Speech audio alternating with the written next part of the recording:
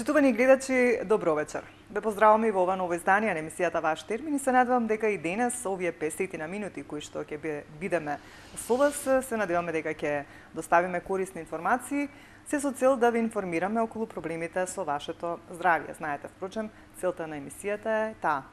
Денес исто така одбравме една интересна тема, ќе говориме за проблемите со желудникот. Впрочем, зошто се случуваат проблемите со органите за варење, кога станува збор за системот на органи за варење, тука се разбира се опфаќаат повеќе органи, меѓутоа нели за повеќе детали ќе објасниме во текот на разговорот. Нешто повеќе и поконкретно што, како, значи кои се тие заболувања кои што се јавуваат, еве поконкретно ќе се задржиме денес на желудникот, ќе ни каже доктор Лилија Чолакова Дервишова, која што е специјалист по семејна медицина и веќе сум во студиото. Доктор Лилија, да те поздравам.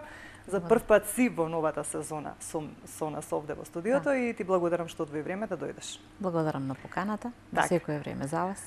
Се надевам дека ова интересна тема ќе биде за нашите гледачи, бидејќи проблемите со желудникот и како се застапени кај граѓаните, верувам и кај оние пациенти кои ве посетуваат вас, па и ве првен за почеток, навистина ли има проблеми со желудникот кај нашето население? Да, можам да кажам да тоа е една од најчестата патологија која што се среќава кај нашите пациенти. Секојдневниот живот, брзото темпо на живење, лошата исхрана, се нема време за еден нормален живот, стресот кој што ние секојдневие веќе на сите нас, големото количество на цигари кои што го консумираат или користат пушачите, алкохолот исто така, немиењето на раци, лошата хигиена, постојат повеќе фактори кои што можат да предизвикаат лошо варење, болки во желудникот и така. Од сите патологии кои што можат да се сретнат во овој дел на нашиот организам, најчесто е акутниот гастрит, хроничниот гастрит, улкусите кои што се прават или чиреви, како велат народски, ќе користиме народски термини за да може нашата популација да не разбере и да сето она кое што го кажуваме да може да го перцепира, да го слушне и да го свати.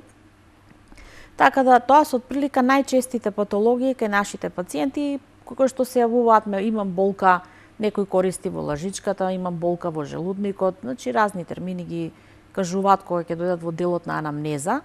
Така да наше е да прашаме колку време трае таа болка, како се јавува, дали на гладно, дали после јадење, што консумирал, каков начин на живот има, колку пати се храни во денот. И секогаш една добра анамнеза веќе е пола дијагноза. И тоа е многу битно, докторот да има доволно време да разговара со пациентот, да може пациентот да има доверба, да ја каже сета проблематика и да се дојде до решение или да се даде совет. Некогаш може да помине и да се подобри состојбата кај пациентите и со добар совет. Ако им кажеме користи бела храна, немој алкохол неколку дена, немој кафе, немој она кое што предизвикува киселина и така. Бидејќи желудникот, русите го велат живот, значи нешто кое што е многу битно за човековиот организам, заради тоа што сета храна од тука поминува. Отприлика тоа е орган кој што од 1500 до 2000 милилитри течност излачува, киселини, ензими, значи разни материи се излачуваат во тој дел на нашиот организам и сето тоа помага за едно добро варење. Ако настане дисбаланс измеѓу HCl или хлороводородната киселина која што се лачи во желудникот и оние други супстанции кои што прават обвивка околу желудникот на трешната страна, на некој начин го заштитуваат од секаков вид, а дисбалансот станува како резултат на стресови, на никотин, сето она кое што го имаше во прилогот, така да е различна етиологијата за да дојде пациентот да се пожали. Јас кажав дека дигестивниот систем или системот на органите за варење е многу важен за обстанокот нели на еден на нашиот живот воопшто и на еден човек. Зошто е тоа така? Бидејќи знаеме дека кога ќе се поремети сето тоа, доаѓа до сите оние проблеми за кои што говоревте. Што се случува, значи, кога веќе ќе се поремети работата? Зошто се случуваат тие проблеми? Што се пореметува? Знаеме дека нели ако правилно работи дигестивниот систем и цревата, нели се како што треба, се апсорбира правилно храната. Доаѓа до проблем кога веќе ќе се поремети апсорбцијата на храната или?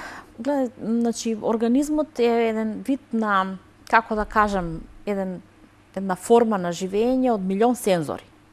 Прво, вегетативниот нервен систем е тој кој што го координира оној парасимпатикус, тој дел од вегетативниот нервен систем кој што дигестивниот систем го координира, значи со помош на парасимпатикус. Ако вие сте под огромен стрес, тогаш Така. има брзо функционирање, лачење одредени количини на одредени супстанции кои што доведуваат до тој дисбаланс.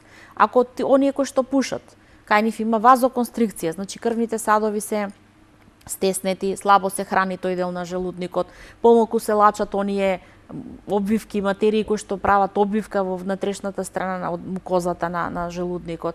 Така да кога имате вие помала заштитна обвивка таква, киселината која што исто така се лачи во желудникот прави улцерации. Имате пациенти кои што консумираат алкохол без да јадат нешто друго.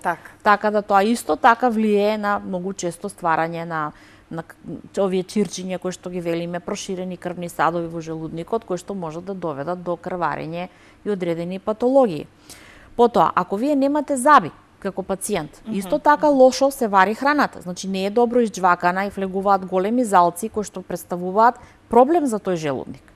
Така да огромна е патологијата која што може да предизвика најчесто нашите пациенти, онако што можам да го забележам од моето работење, користат лекови кои што се нестероидни антиреуматици, аспирини, препишани од одредени специјалисти, и он после тоа самиот пациент вели јас не можам без тој лек. Ме разбирате? Почнуваат во континуитет да ги користат не еден, не 2 месеци, со години. Луѓе кои што се возрастни вика јас без кетонал, без диклофенак, без бруфен не можам да функционирам. Сакајки да функционира си прави оштетување хронично на желудникот. Заради тоа што се такви јаки киселини, луѓе кои што се лекуваат со остеопороза, сите еве гледачите кои што не слушаат, жени кога ќе останат без хормони, остеопорозата чука на вратата.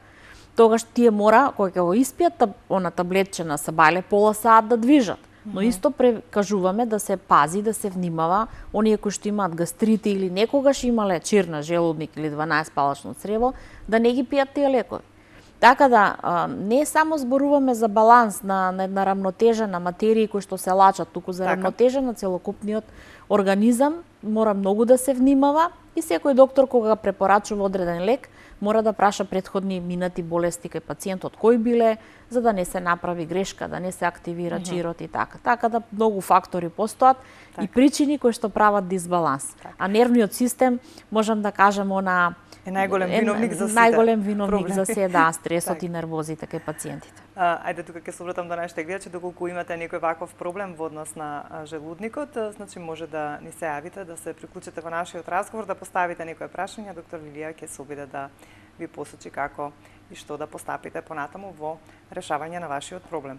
Доктор Лилија, ајде да започнеме со она што е најчесто, значи нема човек, можам да кажам, секој втор, трет се пожалил на гастрит, дали акутен, дали хроничен.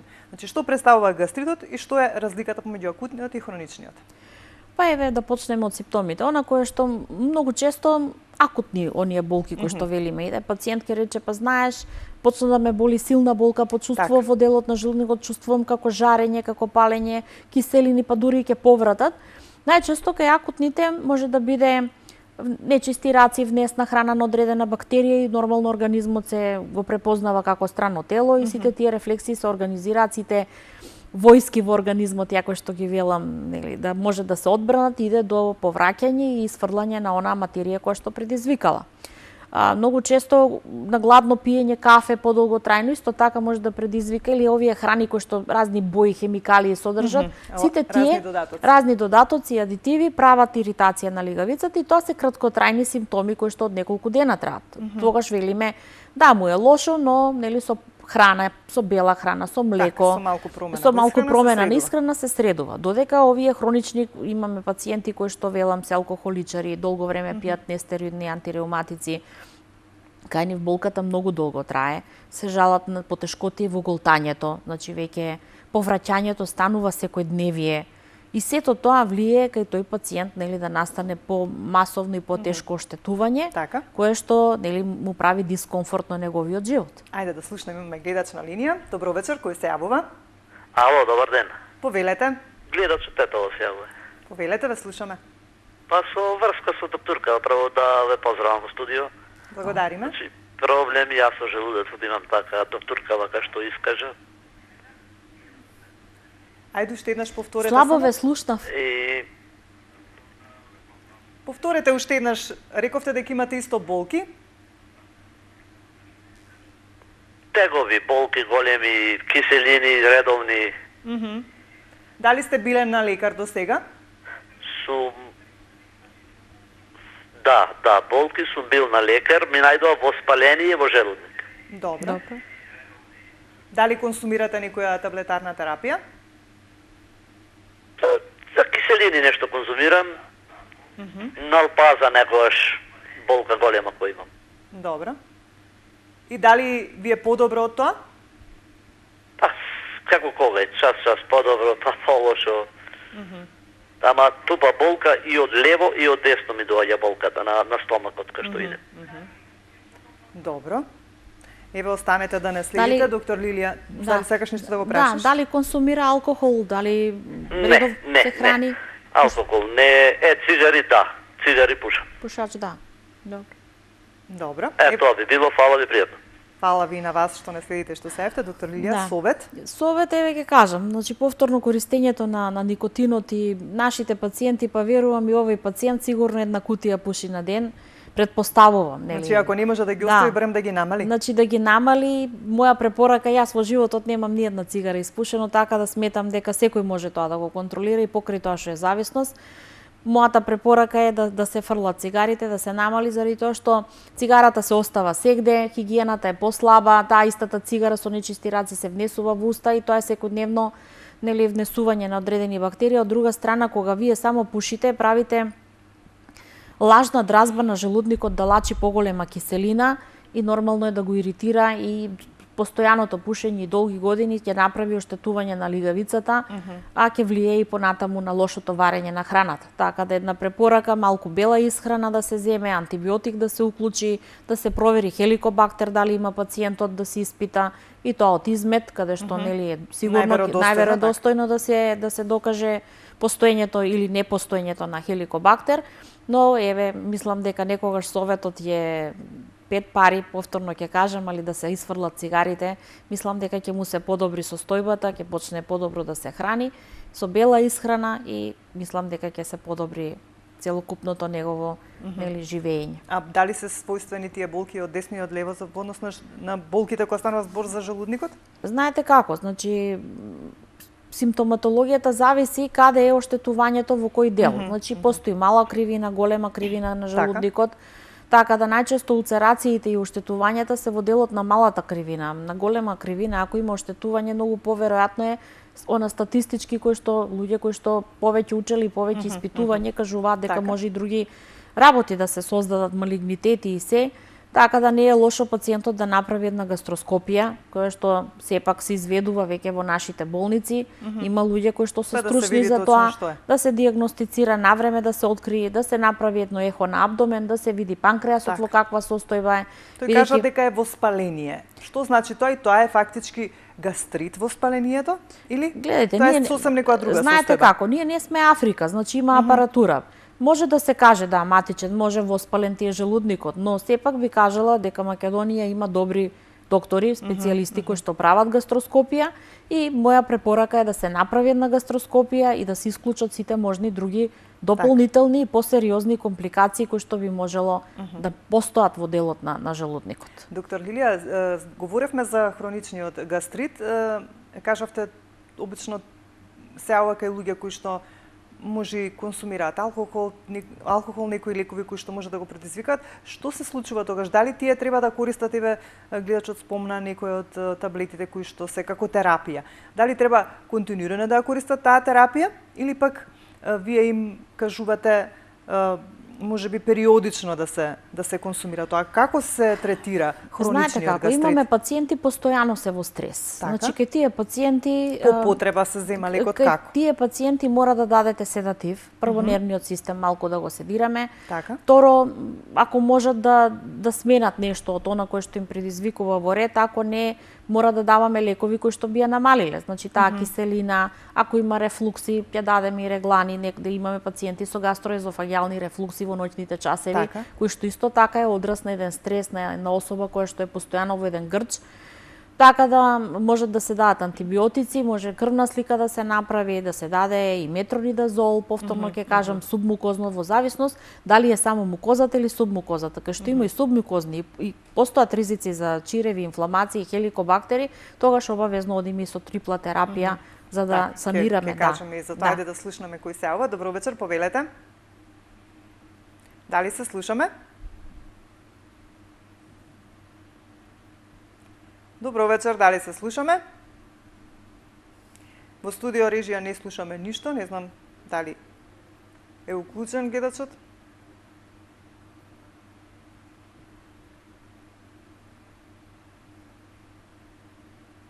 Не се слуша ништо. Дали се слушаме сега?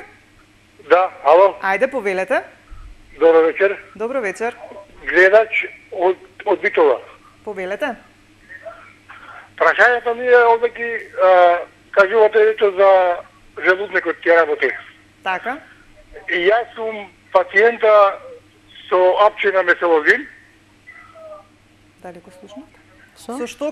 Ајде уште еднаш повторете. Апчина пијам меселозин за дебелото црево. Полики. сулфасалазин, добро.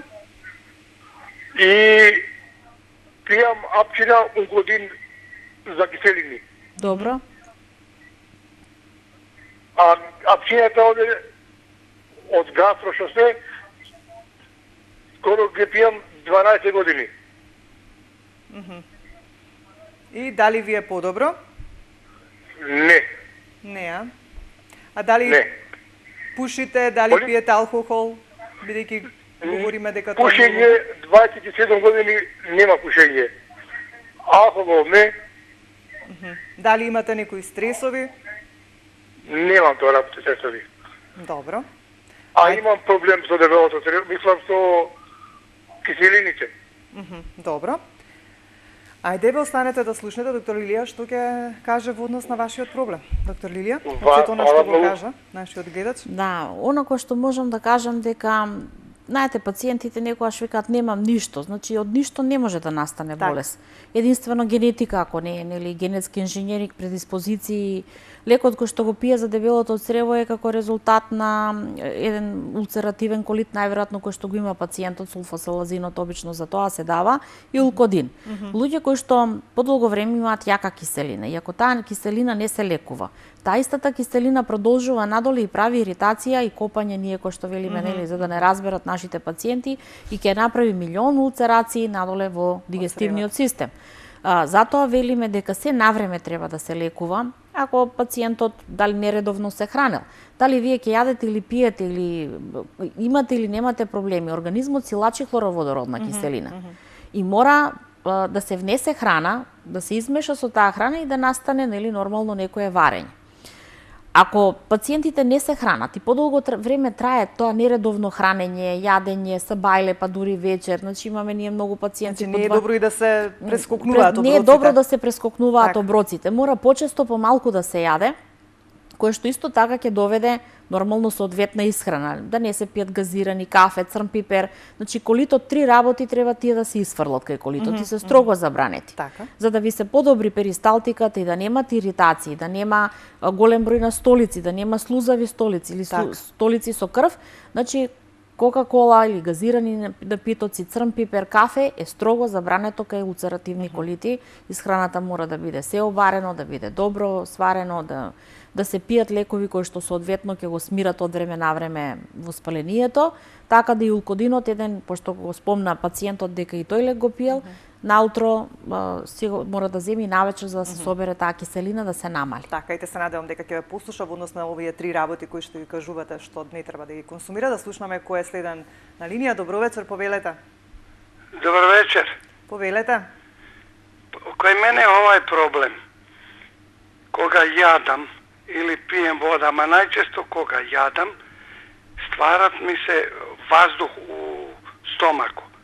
И мака имам, неки пут уопće не могу да уздригнем, што викат да ваздух isvalим ван. И неколку пати ми доđe тешко, па нека дај овако, па гимнастик, па се свијам ово, оно, кад искочи ваздух ван, нема проблем никакав. Значи имате некое подување во стомакот. Молам? Некоја подуеност ви се создава? Не толку, нема болка онака, него jednostavno loše mi dovađa.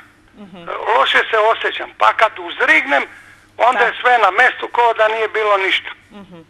Добро. Ајде веќе слушнете од доктор Лилија што е незиното мислење околу што го кажувате како проблем. Останете со нас. Па она Доктор кое што Лилија, можам да кажам, што би можело да е ова? прво по бојата на гласот можам да одлучам, да заклучам дека се Повозрастна, работи за така. повозрастна особа. Повторно ќе кажам моментот дали добро изџвака на храната или не и она внесување кога се јаде и воздух, И кој што и премногу брзо се џвака и недобро сварена храна. Друго има еден друг проблем кај луѓето кои што се возрастни, кои што имаат и притисоци и се, срцевата сенка е зголемена. И таа притиска на езофагусот. И внесот на храна има проблем кога се внесува, ме разбирате, во однос на тој дел, така да онаа дисфагија, они кои што ја чувствуваат дека нешто им стои, па дека имаат воздух или било што, многу често се случува да е од големата срцева форма која што постои на левата комора и која што притиска на хранопроводникот и прави проблем при оној влез да не може гладко да влегува храна, туку се случува да стои, па отпосле потешко во мали болуси да влегува, така да тогаш се создаваат тие проблеми на тешко голтање, чувство како да имате вие воздух и како да нешто ви стои. У сушност, уствари, потешко настанува влез на храната од хранопроводникот во конжелудникот. Заради тоа што сите органи, кога се млади и здрави, точно се знае поинаку функционираат и тој простор унатре во таа кутија, да речеме човечка, како што велиме ние, точно се знае кој орган колку и колку завзема простор. Кога иде до зголемување на некој од соседните органи, веќе има проблем тој орган кој што е до него. Так, ајде да слушнеме кој е следен на линија. Добро вечер. Дали се Ало? Повелете? Ало? Повелете, ве слушаме. Јас имам киселост во устата, некаква киселост, киселина во устата. Пушев до пред една година, многу пушев, сега не пушам. Алкохол не пијам. Само имам голема, стално имам, постојано имам киселина во устата. Некако, непријатно ми се чувствувам дори. И не помага ни миење, а лекови не пијам за тоа. Добро. Да ми ја одговори докторката ако може. Од што би можело да е тоа? Добро. Ајде останете со нас, да слушнете доктор Лилија што ќе каже во однос на ова. Доктор Лилија, зошто би било тоа чувство на киселина во устата, од што би можело да се јави? Значи киселината многу често е оној кој што велиме момент на гастроезофагални рефлукси. Така. Каде што е олабавен самиот сфинктер и после јадење пациентот ако веднаш легне, постојат и клизачки слайдинг, оние кили кои што ги викаме ние, треба да намали блага исхрана, значи благата исхрана прави зголемување на киселоста, кафето да го исфрли. Постои лек кој што е стар и повторно се враќа на нашите пазари, тоа е бизмут субнитрици, кој што ќе намалува киселоста, прави добра обвивка на желудникот. И има исто и други лекови кои што ја намалуваат антациди со џвакање на таблетки, со се не би сакала да фаворизирам било каков друг. Каде да се обрати? Така да кај својот матичен доктор да му даде лекови, да попие подолго време, има инхибитори на протонска пумпа, значи да се даде соодветно терапија и мислам дека ќе се среди добро, еве да го поздравам и да му честитам бидејќи цигарите ги отфрлил пред година ден. Така, ајде да слушнеме кој е следниот на линија. Добро вечер, повелете. Добро вечер. Повелете, ве слушаме. Се имам врска со проблем со желудникот. Така. Зашто веќе точно? уназад една година дена. Добро. Како на секое јадење, што било, што и да каснам, значи осеќам како ждригање цело време, како подување. Не киселини, такви работи, ама на секое јадење што било да каснам, ја после тоа имам ждригање. На која возраст е? 32. Значи добро, релативно млад. Дали пушите, пиете алкохол? Не пушам, не сум пушач. Добро. Стрес некој дали сте имале претходно? Стресове да, сум имал, да. Добро. Ево, останете со нас, ќе слушнете доктор Лилија што ќе каже околу ова што вие го чувствувате како проблем. Фала, благодарам. Благодариме вам. Па јас мислам дека уваква ситуација дека најдобро би било малку еглонил капсули или сулпирид, значи генеричкото име е, да попие пациентот 3 пати во ден, малку нервната компонента да ја смириме и таквите подригнувања најчесто се нели на нервна база кој што се случува заради тоа што очигледно пациентот е многу емотивен и секој тој стрес наоѓа релативно одредена млад, така. ахилова пета, некоја слаба точка, некој добива колити на нервна база, некој подригнување се брани организмот од сите тие испади кои што ги има нервниот систем, така да стресот негде мора да се јави. Еве една препорака, бела исхрана, почесто помалку да јаде во многу помали порции и малку еглонил капсули 2-3 пати во денот да испие една доза и ќе се смират сите симптоми на она подригнување кое што е сепак у позадина еден стрес и една нервна база нели која што прави проблеми во тој организам. Ајде да слушнеме кој е следна линија. Добро вечер. Дали се слушаме? Добро вечер. Ало. Добро вечер, повелете, ве слушаме. Ало. Ве слушаме, ден. говорите, да? Ве слушаме. Видете, ја имам проблем со желудникот. Плака од подолго време и пијам некои таблети, овие ланзур пијам, капсули некои. Ало. Да, ве слушаме, говорете. Ама еве друг некој се јавува. Не, вие сте, говорете.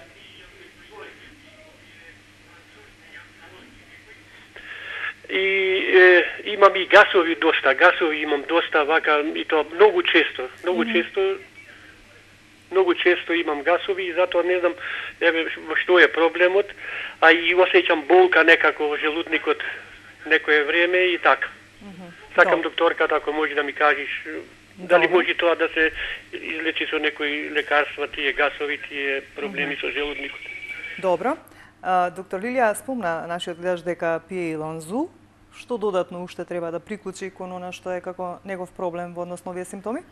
Заради подуеноста и целото она чувство кое што го има на подуеност во стомахот, сметам дека треба да земе нешто за регулирање на цревната флора.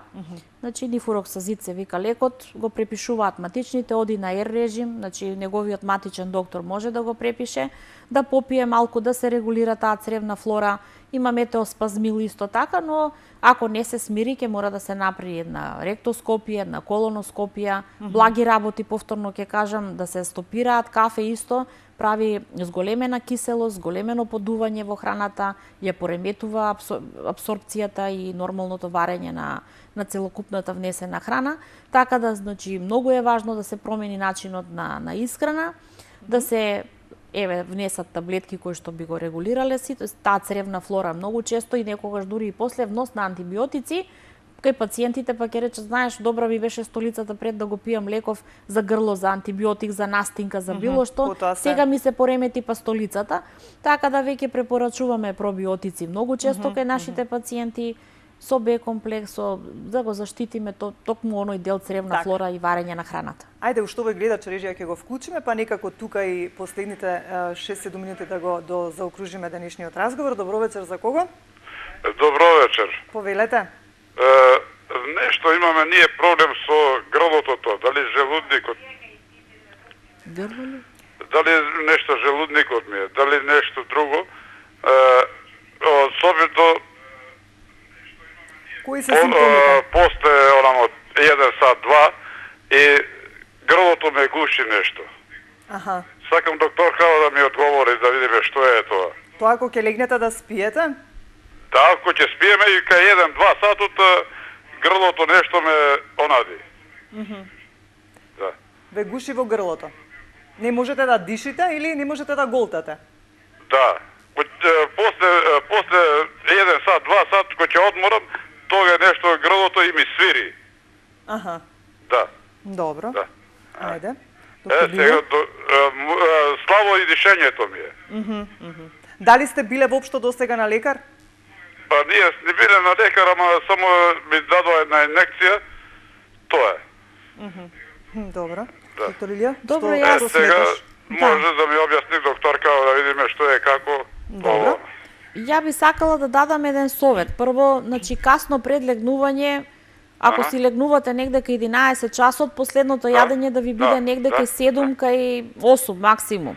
Значи едно 3 часа да нема вносна храна пред да си легнете. Да спиете на повисока перница, заради тоа што имаме многу пациенти и возрастни, вака по гласот можам да видам дека сте возрастен пациент, се случува гастроезофагиални рефлукси, кој што од кога ќе се качи киселината нагоре, кога се враќа, влегува и во душникот.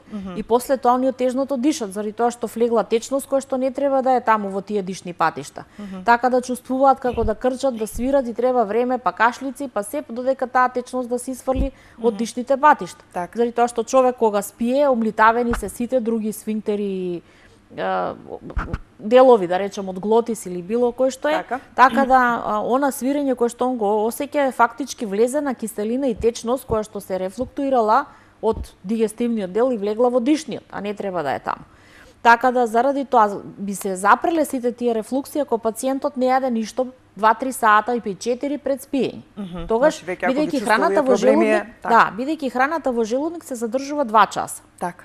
После 2 часа веќе оди надоле во 12 палачно црево и продолжува сето наварење, заради тоа што има точно во кој дел од дигестивниот систем колку се задржува храната нормално, колку треба за да се ресорбира, да се обработи и да продолжи. Така да сето тоа некогаш еве, ако пациентот да не биде да нека се најде, нека проба, тоа е едно, второ така, хеликобактер да провери обавезно, заради тоа што хеликобактерот исто е така еден од симптомите, кој што прави зголемени, живее во енормна киселина во желудникот, ако има дисбаланс и сам се создава таму и се размножува. Така да преку изметот да провери постоење на хеликобактер, на повисока перница да спие и веќе да го регулира внесот на храна одреден период. Најбитно е 3-4 часа пред спиење да нема внесна храна. Така. Доктор Илија, спомнавте хеликобактер. Немам уште многу време, меѓутоа сакам кусо така малку да спомнеме. Од секогаш кога сме говореле на оваа тема и вие како доктори не сте сигурни дали ние хеликобактерот впрочем си го носиме па му дозволуваме тој да се развие или пак го внесуваме како некоја бактерија преку исхраната. Како е впрочем вистината? Дали ние на вистина си го имаме во нашиот организам, тој живее, па му дозволуваме со оној дисбаланс да ни направи проблем или? Па гледате, етиологијата никој точно не ја докажал. Така? Хеликобактер е нешто последниве, да речем, 10-15 години се спомнува. Порано не се знаело толку многу, така? Може да кажам дека нормално и електронската опрема која што била може не била толку софистицирана, медицината оди напред и сега еве го откриваат. Може постоел цел живот, па тој бил причини за улцери, за гастритот и за но повторно ќе кажам, еден стрес улкус при еден стрес голем може за кратко време да се формира од неколку часа. Така да повторно ќе кажам, факторите се многу бројни. Ние кај деца сме направиле дечиња кои што се жалат на лоша исхрана или на било што, сме откриле дека се хеликобактер позитивни. Во оваа ситуација на медикализација на многу препарати користењи се повторно ќе кажем, мора да задржиме стариот дел на лекување со новите методи и секако да се најде една средина во кој што пациентот би можел да најде средување на сите тие негови проблеми во здравството кои што постојат, за да може да нормално да живее, да има еден комфорт, да се осеќа добро после примање на храна, а не да има тегоби. Дали хеликобактерот предизвикува канцер на желудник? Постојат такви студии кои што велат дека постоење на хеликобактер би можел, веројатноста би била поголема ако тој пациент има разни студии. Гледате, ние во медицинава имаме студии кои што велат тој лек е идеален ова, па по кратко време добиваме друга студија, тој лек е канцероген, па е предизвикува ова и ова. Повторно ќе кажам, мора да се вратиме на стариот начин на исхрана, на готвена храна. Мој совет би бил тој на црн леб, да се има време за еден нормален ручек. Многу е битно, верувајте ми, кога човек ќе го изгуби здравието, после тоа тешко се враќа. И сметам дека во ова темпо во кој што 200 на час се живее, секој моја препорака како некој професионалец кој што се сметам, бидејќи животот е краток, да си најде секој време барем за еден нормален начин на живење и барем додека јаде мобилните да се исклучат, кои што не бомбардираат со милион сигнали, Вибер, телеграми, титкање, пораки. Барем јадењето да ни биде смирено, бидејќи сето тоа иритира и сметам дека мора малку да се стави стоп на ова узурпирање на секојдневниот живот од телефони израчење и сето тоа прави една нервоза во кој што ниту вие можете да ја сварите храната, ниту може нормално да ја джвакате, бидејќи мислам со сите овие техники кои што се електронски, премногу го узурпира слободното време кое што и малку на секој човек. Така. А дали од хроничниот гастрит може да се добие канцер? Да. Најчесто ако не се лекува, многу често Така.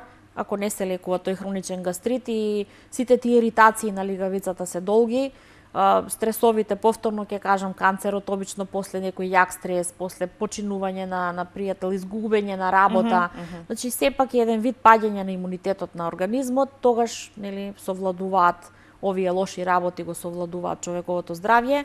Така да, повторно ќе кажам, една моја препорака каде што долготрајно траат тегобите, да се направи гастроскопија и ако се навреме се открие, постои билрод 1, билрод 2, ресекции, целосни, парцијални отстранување на жаглудникот, секогаш опцијата и можноста подолго да се живее со навремено откривање на овие проблеми, така да еден обичен чиркалозум може нели да премине во појака или патологија која што би можела да го однесе човечкиот живот. Сега, доктор Илија, сите органи ни се нас битни за да нели функционираме и да живееме, меѓутоа некако како системот или дигестивниот систем како да ни е клучен, бидејќи нели храната што ја внесуваме секојдневно, сето она што го јадеме и пиеме, нели треба правилно да се апсорбира, па за да ние имаме нормален живот и нормално функционирање на сите други органи, затоа е многу битно да се грижиме за него, па уште еднаш како за крај, еве неколку совети клучни кои што се навистина битни за да имаме здрав дигестивен систем, да ги повториме на некој начин како завршно за да дадеме еден заклучок на оваа денешна тема. Повторно ќе кажам, значи цигарите како алкохолот и цигарите се еден, значи стрес. Стресот е тој, редовната исхрана ќе кажам, треба да има појадок, треба да има ужина, па ручек, па паужина, па вечера.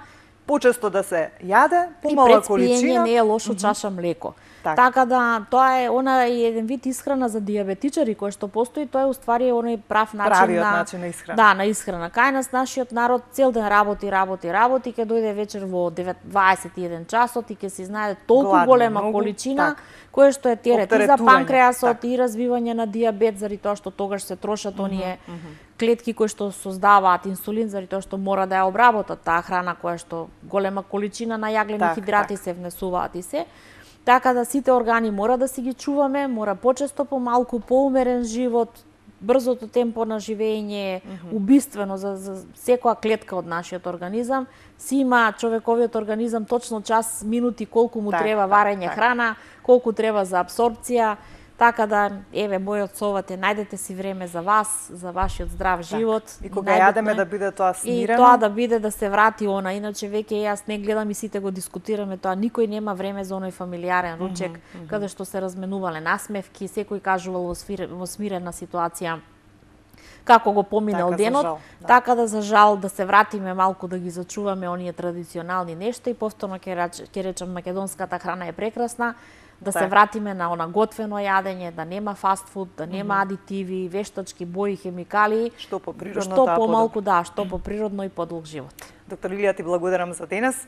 Ова некако ќе биде последно издание за оваа година на ваш термин. Ви посакувам успехи во наредната година, успешно да се справувате со сите проблеми кои што ги имате во однос на пациентите или кои ве посетуваат. Ајде да кажеме што помалку луѓе да има болни.